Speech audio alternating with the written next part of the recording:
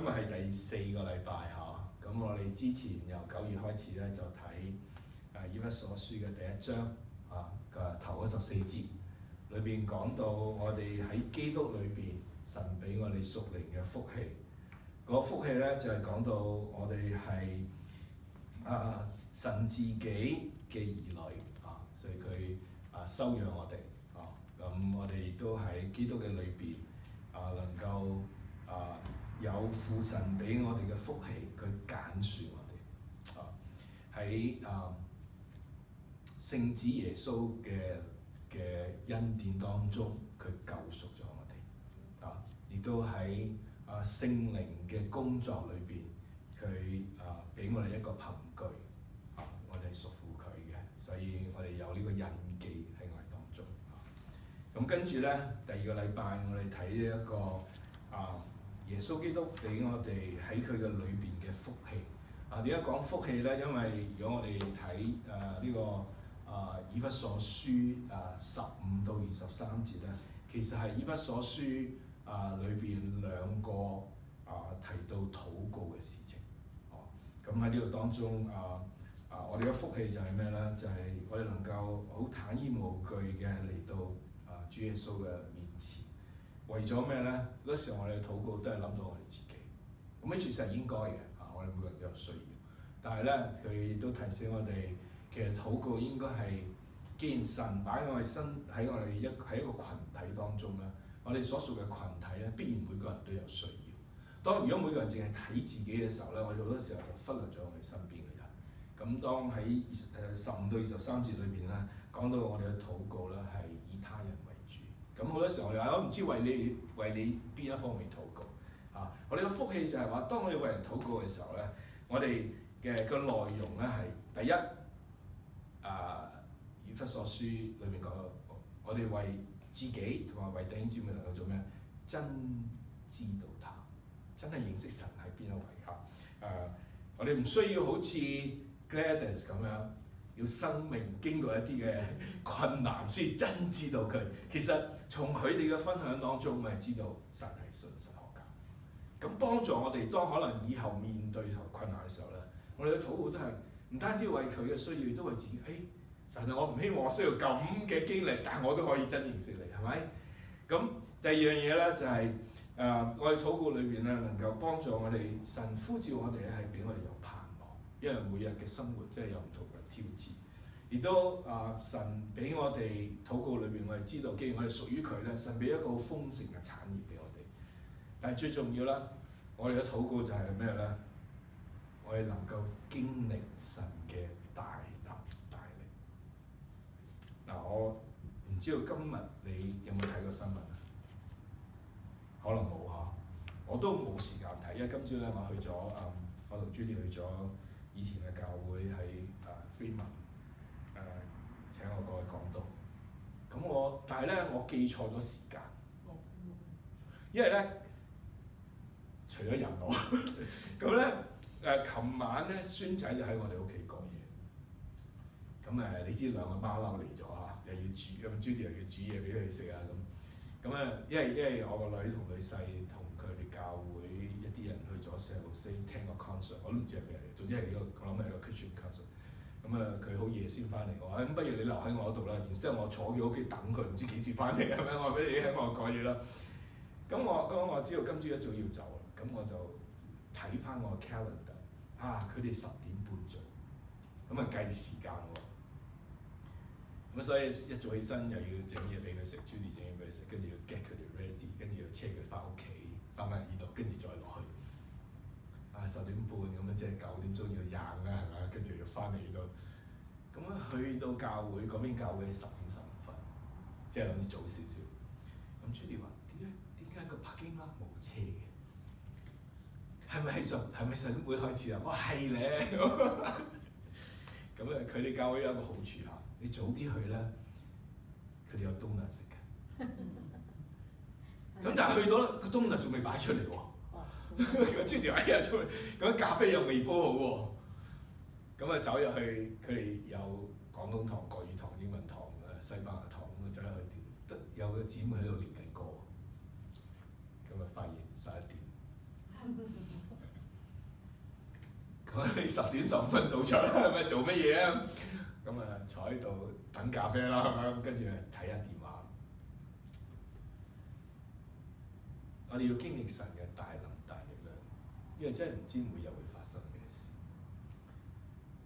我今朝都同佢哋分享，我話今朝新聞，大家唔知喺Michigan 發生咩事？喺 Michigan 有一個教會，有人走去又開槍，又燒咗個教會。雖然嗰個教會咧，我哋叫佢做異端，係摩門教會，但係無論點樣，啲人去所謂教會，佢哋嘅心態係覺得應該平安啊嘛，係咪？但係喺呢一度咧，即係我哋其實真係需要喺禱告當中，神俾我哋呢個福氣啦。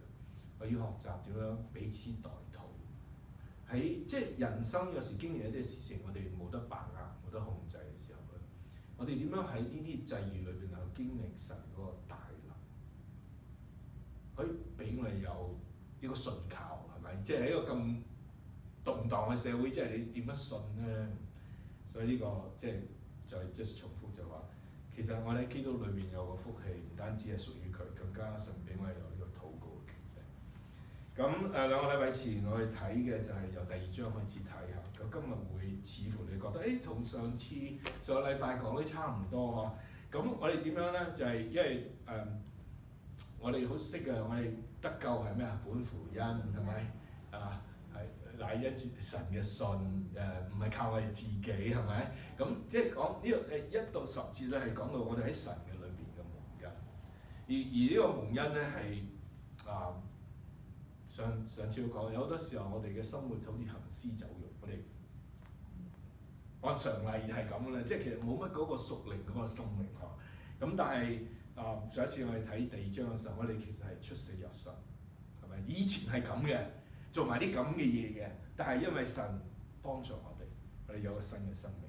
點解咧？因為我哋係成咗一個蒙恩嘅人，我哋得救係本乎恩，唔係因為靠我哋自己，唔係話我成日去教會咁啊神救我，唔係因為我多祈禱咁神救我，呢啲都係屬靈嘅福氣，但係係神嘅恩典。咁今日咧同大家睇咩咧？11到22節。咁呢度裏邊咧講到好似由1到10節類似，但係呢度裏邊講到一個嘅光景，就係用時間嘅觀念去幫助我哋睇到，其實喺基督裏邊我哋成為何等樣嘅人，就係從前講到而今。我哋一齊去讀下。好，我哋由第11節開始一齊去讀。所以你們要記得，從前你們按肉體是外邦人，是沒有受過割禮的。這名字是那些憑人手在肉身上受割禮的人所取的。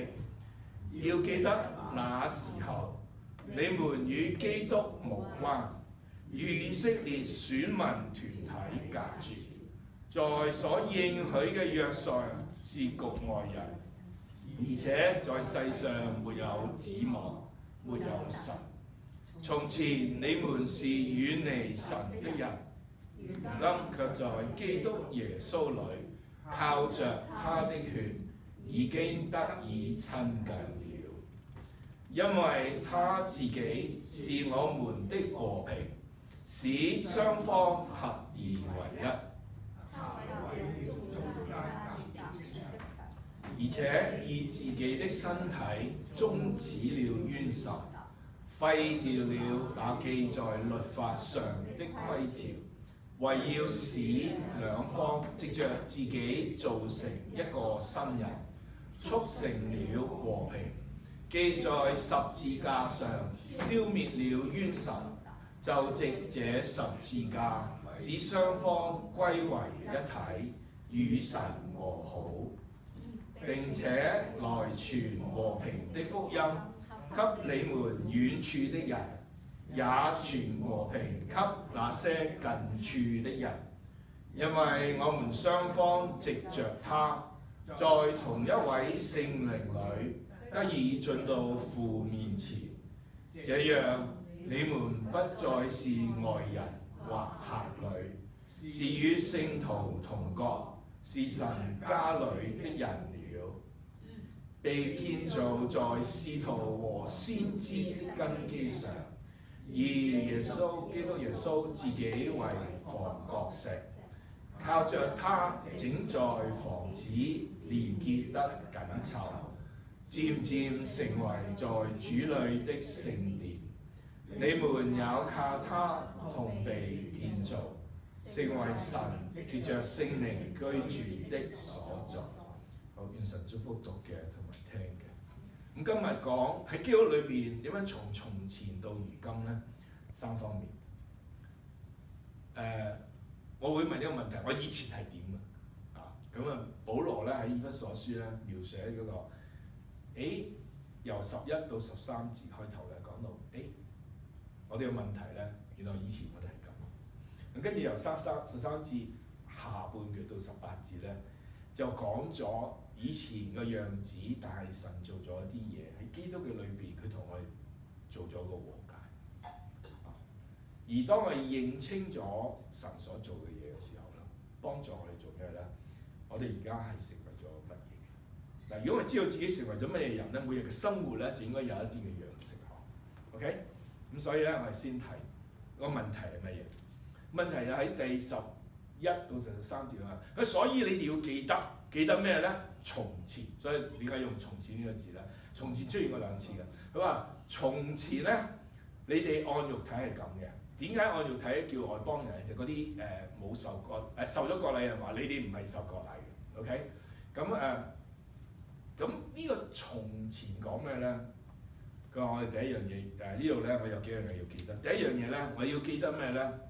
我哋從前係點嘅？佢話從前同基督係無關嘅。點樣為之無關咧？係用肉身嚟講，即係話咧。點解你話即係咩意思啊？點解我哋同基督無關而用肉身嚟到講？因為佢話按肉體你係外邦人啊嘛。咁點解要咁樣講咧？就係嗰啲猶太人話你哋係外邦人啊嘛。即係你唔係我邦，你唔係我哋嗰個民族嘅。咁意思係咩咧？羅馬書好清楚話俾我聽。羅馬書第9章話咧，佢哋係以色列人，佢哋係兒子嘅名分、榮耀、眾約同埋律法敬拜嘅禮儀同埋各樣嘅應許，即係所有呢啲嘢咧，都係神俾以色列民嘅。咁更加咧，佢話蒙揀選嘅列祖，即係嗰個祖先啊，由亞伯拉罕一直落嚟嗰啲咧，都係以色列人。跟住佢最後講嗰句好重要嘅，按肉體來説，基督也是出現，即係話咧，點解？我哋要記得，我哋同神同耶穌冇關係咧，我哋唔係猶太人，明唔明我講咩啊？如果唔係猶太人生，咁呢度咧，咁我哋記住要睇嘅時候話咧，猶太人係神恩典嘅出口，讓佢哋如果按住神嘅恩典嘅時候咧，要將福音傳俾其他人，但係要開始嘅時候一定要從佢哋而嚟。我哋唔係嘅時候，所以我哋冇呢個福分嘅，應該嚟講，就好似。我哋話我哋係中國人，係咪？中國人最多人。如果你而家想話要做中國人咧，你一定要屬於中國嗰個民族血統啊，係嘛？我同 Judy 去，我唔知點講呢個，我哋去跳喺下邊跳 Zumba， 佢哋喐嚟喐去嗰啲啦。咁我哋個先生咧。我哋望住佢咧，我哋每次都話佢係菲律賓人啦，定話係墨西哥人啦。咁我哋同佢傾偈，佢同我講，同 Judy 講，我話 100% Chinese。我話 You Chinese？ 咁我話你幾個 generation？ 第4個 generation。但個樣真係唔似中國人㗎。佢話我識中文㗎，我話係咩？佢話我識1、2、3、4、5、6、7、8、9、10，我識講早晨。佢話我喺餐館識叫蝦架燒賣，係咁多啦。OK， 即係佢係好 proud， 佢叫中國人嘅其實。OK， 但係呢度講咧，即係保羅喺以弗所教會提醒，因為以弗所教會裏邊嘅會眾啦，我哋咁樣講啦，好大部分唔係猶太人。OK， 佢裏邊有，但係好大部分唔係猶太人。咁要俾佢知道咧，佢而家上次我哋講過蒙恩咧得救咧係恩典啊嘛。咁好多時候啲人就你唔係嗰族嘅，咁但係保羅話係喎，從前你其實唔係嘅喎，點解你會收到呢個恩典咧？佢講因為按肉體你唔係嘅。第二，我哋要記得一樣嘢咧，見到呢度有兩個 passport 啊，我唔知你揸咩啦 ，OK？ 可能有啲人兩個都揸 ，OK？ 咁咧點解咧？第12節話俾我哋聽，佢話你要記得從前咧係咩咧？你同基督無關，因為你唔係猶太人。但係最重要知道，你同呢個嘅民族咧係隔開咗。你唔係咩啊？你唔係嗰個公民，因為你唔係以色列民啊嘛，所以你唔會有以色列民嘅嗰個嘅 passport 啦。我哋係雖然我喺香港出世，我記得以前我唔知你哋18歲之後，你咪要攞 passport 嘅。嗰陣時佢問你噶嘛，你想攞咩 passport 噶嘛？攞英國 passport 啦，定係攞中國大陸 passport 啊嘛？但係喺嗰陣時候冇人會攞中國 passport 噶嘛，係咪？咁我所以係攞英國 passport 嘅。點解咧？因為我覺得我係個公民啊嘛。咁公民咧喺呢度特別講嘅。如果我哋繼續睇咧，佢就話你喺神嘅應許之外，神俾嘅應許係俾邊個？佢嘅子民啊嘛。即係點解我哋要揸住 passport？ 我哋有咩特權啊？而家可能好似我覺得唔知有冇係咪啊？跟住揸住咗就算美國 passport 會唔會入到嚟都唔知嘅，有時係咪啊？因為我哋唔係咩啊？唔係出世就係美國人啊嘛。我哋叫 naturalize 㗎嘛，係咪？咁同樣保羅以色列民以弗所嘅弟兄姊妹啊，你記住喎，你以前咧。你唔係以色列血統喎，所以更加唔係以色列國家嘅公民喎。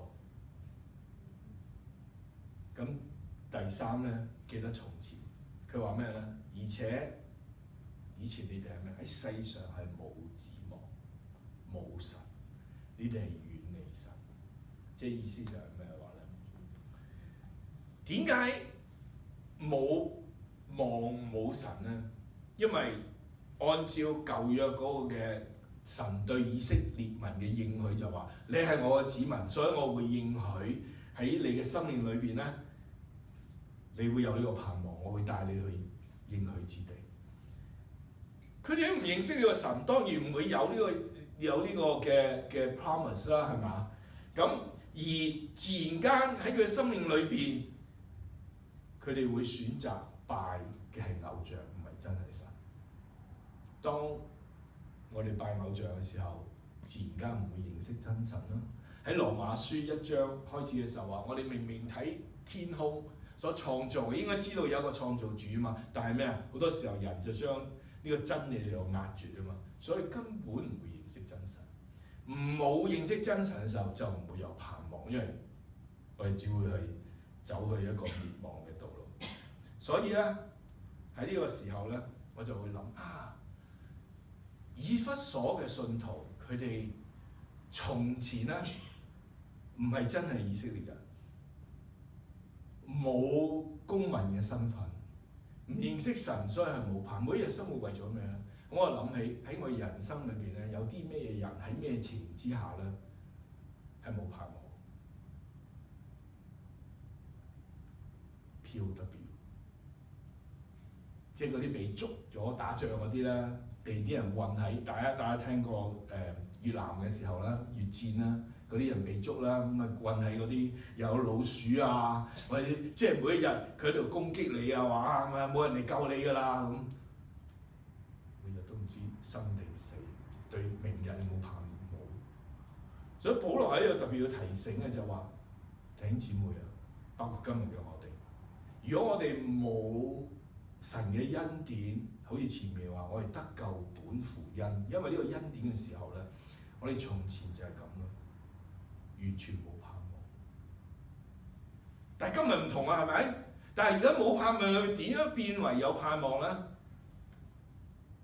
嗱，有一個人講，呢個人佢寫咗Crime and Punishment， 呢個蘇聯一個好出名嘅作家啊。佢講咗一句説話，佢話如果人咧每一日生活係冇盼望咧，其實你係 cease to live， 即係話其實你等於你唔係喺度活着。所謂叫行屍走肉啊！咁但係咧，神俾我哋做咗一個好重要嘅嘢。基督咧喺13到18節，佢做咗一個好重要嘅事，佢同我哋做咗和解啊！佢同我哋緩和咗，因為第13節，現今喺基督耶穌裏，我哋點樣可以成為新造嘅人咧？佢話靠住佢嘅血，我哋能夠親近。以前係隔絕噶嘛，我哋冇呢個身份啊嘛。而且咧，佢話基督就係我哋嘅和平，佢使雙方合而為一，拆毀咗隔喺中間嘅牆，神自己除罪咗雙方嘅仇恨。你記得睇到下邊嗰兩個圖片啊？一個好出名嘅字句啊！我哋嘅以前嘅總統 Ronald Reagan， 佢喺德國嘅時候。你如果睇個圖片，1987年啊，佢話叫蘇聯個總統喺 Gorbachev tear down this wall。知嗰個 wall 係咩 wall 啊？東歐同西歐唔係西West Germany 同德國，東德同西德係咪咁樣講？OK， 就係佢以前有幅牆喺度噶嘛。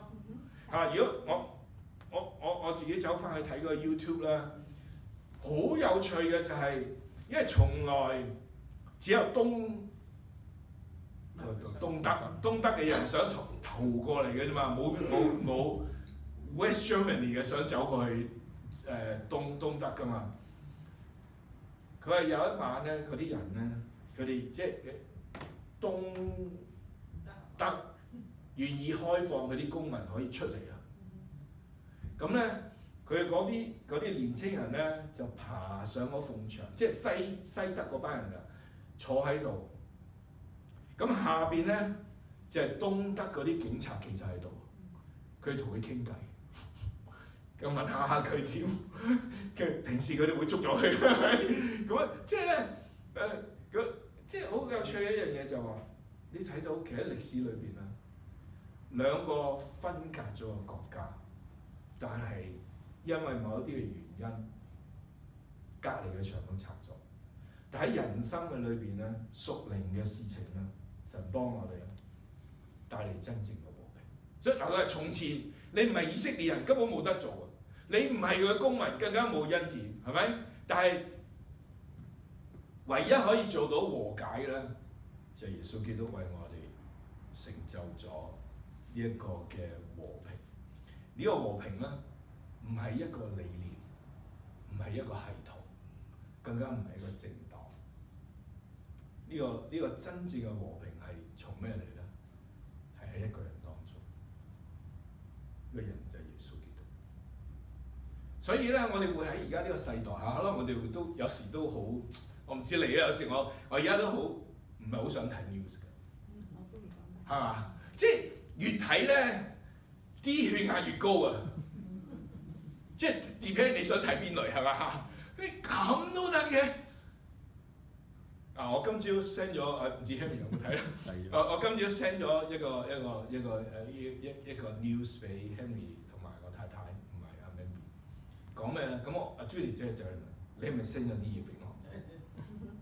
即係佢驚中毒啊！即係俾人呃。咁我話係啊，我真係 send 咗俾你。嗰個講咩咧？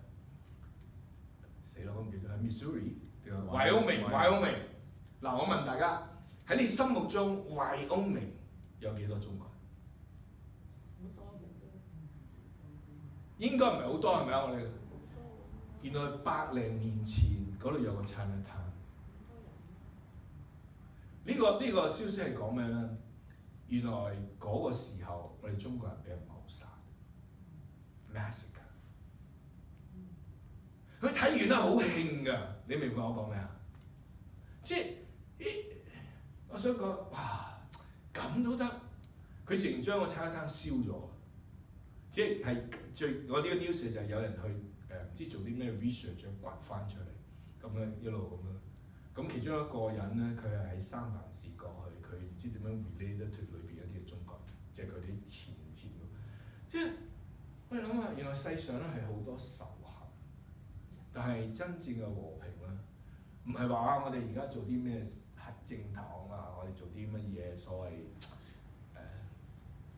程序啊啲咩嘢，而係真係只係喺一個人嘅裏邊，即係基督耶穌先可以帶嚟真正嘅和平，因為佢將嗰副人與人之間嗰個仇恨觀念嚟到拆毀。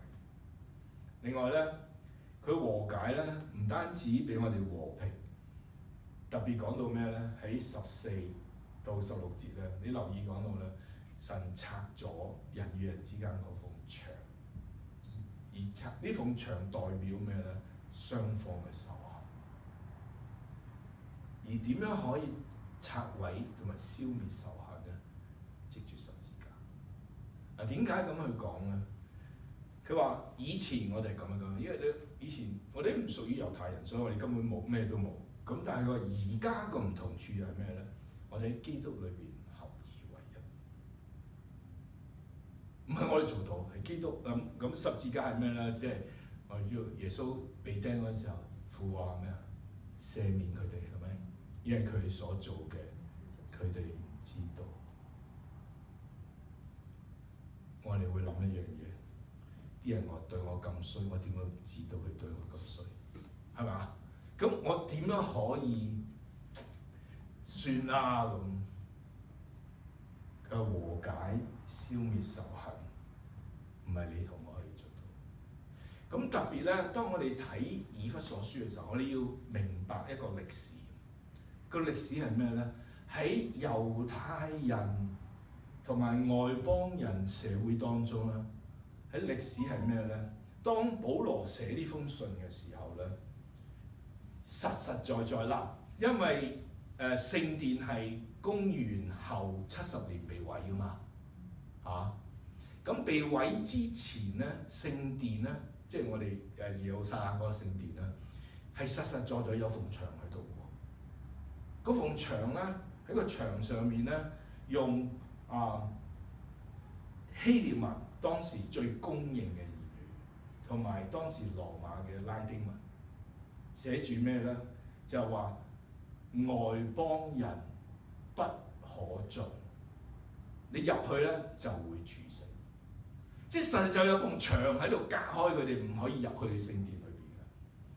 但係咧，我哋知道其實耶穌被釘嘅時候，嗰個代表就係聖殿裏邊嗰個幕未裂開嘅。咁其實即係預表到咩咧？當聖殿70年被拆嘅時候咧，其實實在在我哋而家唔去敬拜咧，唔係要入呢個聖殿係咪？去到呢一位復活咗嘅主面前。所以意思就話生命嘅拆毀咧，同罪嘅隔離咧，已經因為基督耶穌嘅成就，我哋可以合而為一。所以呢樣嘢對我哋好重要嚇。我哋做唔到啊，但係能夠和解咧，現今嘅意思就係話信咗耶穌。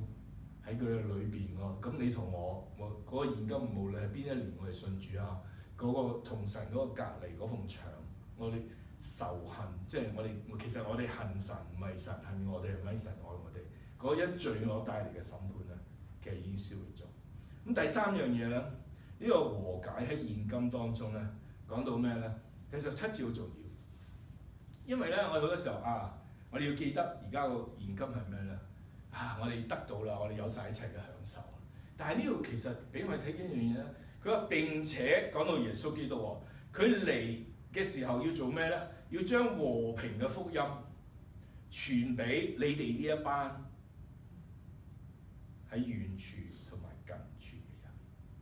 原來基督嘅生命咧，為咗帶嚟人福音嘅和解之外咧，佢更加帶嚟咩咧？呢個和平俾願意聽嘅人喺呢一度咧，俾我哋睇見啦。基督嘅十字架咧，係你同我得着和平嘅途徑。但係咧，呢個途徑咧喺今時今日咧，仍然需要去被傳講出嚟。特別喺現今呢個時代，如果我哋聽好多唔同嘅人嘅講嘢咧，就係、我哋要點好嚇，即係點樣，而冇講到話由基督所帶嚟嘅真正嘅和平係要從福音開始，十字架之前。第四個啦，當我哋講到基督所做嘅和解啦，我哋要記住喺神為我哋開咗一條嘅路，可以去到神嘅面前。因為保羅喺呢度咧，唔單止淨係強調你同我有嘅特權，佢強調咩咧？神雙方啊，外邦人同以色列人啊，靠住基督點樣嚟到父神面前咧？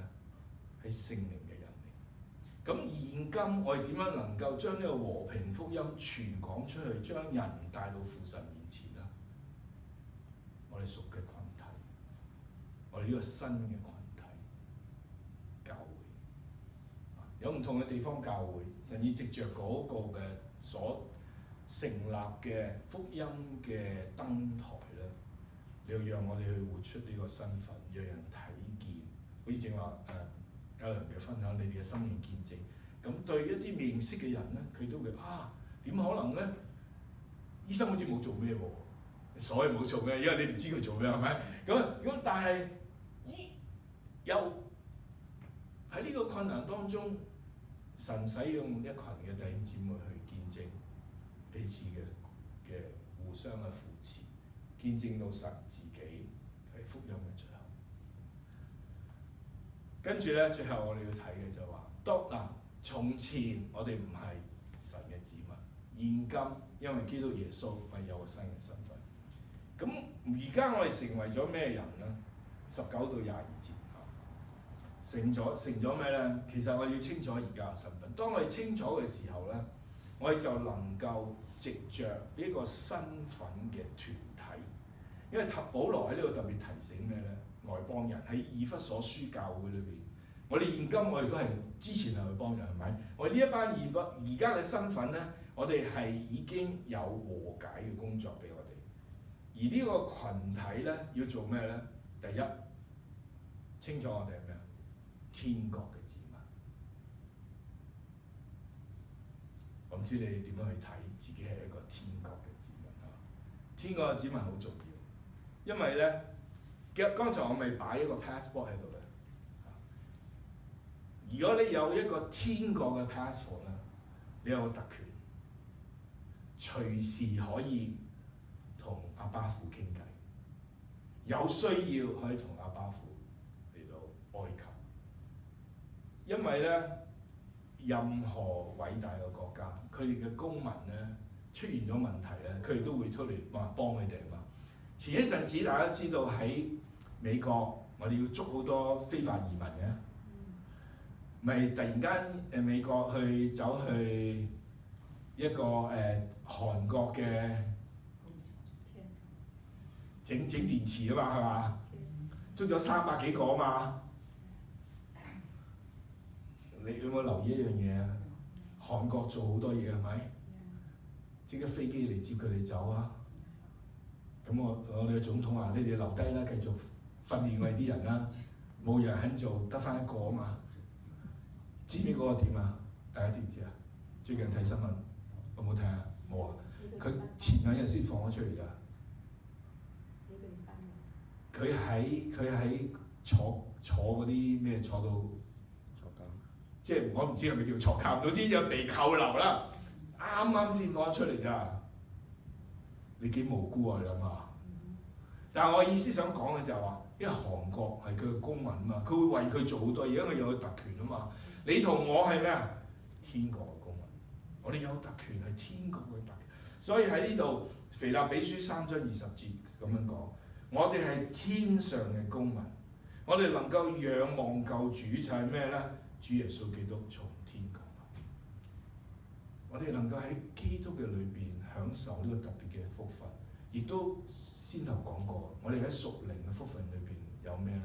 我哋有大能大力喺我哋裏邊，所以唔好忘記我哋係天國嘅子民，我哋嘅身份係擁有特權，係代表呢一位創天造地嘅主。第二，我哋知道我哋嘅身份咧就係咩咧？我哋神家裏邊。嗱，講公民咧，好多時候我哋就諗，有啲咩益處係嘛？有啲咩有啲保護。當我哋講家裏嘅人咧，我哋通常心裏邊諗咩？有人幫我煮飯啦，即係我哋會諗家，坐喺度唔使喐㗎啦，有人睇見我哋係嘛？即係家裏啊嘛嚇。所以咧，我啲孫嚟嘅時候咧，我永遠要佢做一樣嘢。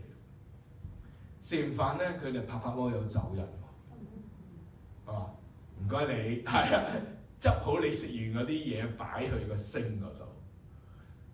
因為佢會話thank you 咁咪踩咗去咯。no， 喺家裏邊，其實家裏邊咧，我哋享受家裏邊嘅恩典，但係都有一定嘅責任。但係家裏係一個親密嘅關係，係咪啊？咁喺呢度咧，家裏邊咧，你留意保羅喺以弗所書咁樣講。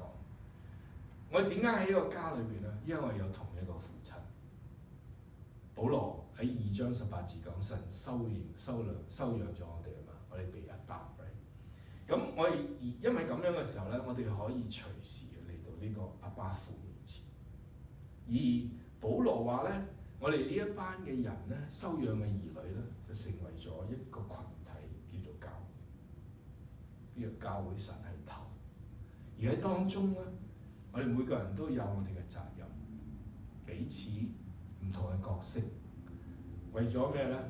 我哋能夠喺神俾我哋嘅工作上面盡愛所能，要為咩榮耀佢。所以咧，保羅喺另一卷書同提摩太講，佢話我哋應該咧，好似對待真係自己嘅家人一樣，彼此勉勵，互相代求。家裏嘅人咧係一個親密嘅關係，所以我哋要清楚我哋身份，唔單止係天國嘅子民有個特權，更加係一個屬靈家庭裏邊一個親密嘅關係。第三樣嘢咧，佢講到我哋嘅身份係咩咧？我哋成為神敬拜殿裏邊嘅一嚿嚿石頭。我唔知你啊，你諗石頭會點啊？踢一踢碌碌，大嗰啲踢唔喐添。自己碌啫。嗱，呢度講到咧20到22節好有趣。保羅話咧，我哋已經被建立喺眾使徒同埋先知嘅根基上，但係咧重點咧係耶穌係呢個房角石，而我哋呢一班人咧就成為各部分連埋一齊，建造一齊，成為神居住嘅地方。喺呢度佢特別要講咩咧？其實過去咧千零年，當舊約到新約一路喺度由原本嘅聖殿連續2-3次被建起嘅時候，整個以色列民咧，即係神嘅子民，佢嘅焦點就係咩咧？聖殿，因為去聖殿咧就係神所在嘅地方嘛，呢個係佢哋敬拜嘅地方嘛。但喺第20節咧，其實講咧神話你要清楚而家嘅身份係咩咧？敬拜神咧已經唔係淨係一個地方，敬拜神咧其實係要建立喺一個根基。呢個根基係咩咧？唔係一棟建築物，係神自己嘅話語。所以講到先知同埋使徒嘅説話，佢點解我哋要明白，要建立喺神嘅話語裏邊？大家都知道最近有人話耶穌會再翻嚟啦。嗱，你岌頭，你信唔信啊？唔信。如果真嘅咁，我哋咪大鑊反，我哋留咗喺度啦，係咪未提啊？係咪？但係咧，我哋清楚一樣嘢，唔真嘅喎。點解呢個人即我成日喺度問，有冇搞錯啊？聖經講得好清楚，冇人知嘅喎，係嘛？咁啊，即係佢仲講到話係我唔記得咗星期二定星期三嚇，即係講得好清楚。咁跟住而家佢出嚟又要點去，即係我諗哇，原來你同我清咗成個身份，我哋點樣知道我哋屬乎乜嘢咧？我哋生活應該係點咧？完全喺神嘅話語當中，我哋嗰個根基唔係再喺一個 building，喺神字啦。而呢個神嘅話語咧，係按住耶穌基督所做嘅嘢，而佢俾我哋咧就話你同我咧，每一嚿石仔啊，我哋都係石仔哈。我哋神創造我哋呢粒石仔咧，就要冚埋呢樣成為一個聖殿，神可以使用嘅當中嘅，讓我哋去敬拜。如果係咁嘅時候咧，我哋應該感恩神俾我哋嘅機會。最後結束3個反思嘅問題，有機會翻去諗下，你認識耶穌之前，我哋嘅光景係如何？第二咧，既然知道耶穌基督為我哋做咗呢啲，成為咗天國嘅子民，神家裏面嘅人，聖殿每一粒石仔被神創造嘅，我哋得到啲咩鼓勵可以嚟到為佢而活咧？因為今日嘅你同我唔係再係以前嘅人，咁對我哋有咩幫助？我哋今日成了何等樣嘅人？我一齊做祈禱。天父，多謝你，因為喺呢裏邊，我哋知道從前我哋係活喺應許之外，但現今藉著基督耶穌，我哋成為你嘅子民。求你俾我哋認清我哋係一個點樣嘅人，讓我哋生活顯現出你嘅恩典。原來我哋嘅敬拜，因為你知道我哋內心，亦都幫助我哋能夠傳講福音喺我哋身邊嘅人。只有你能夠透過我哋接觸到佢哋。多謝你聽我禱告，奉耶穌名。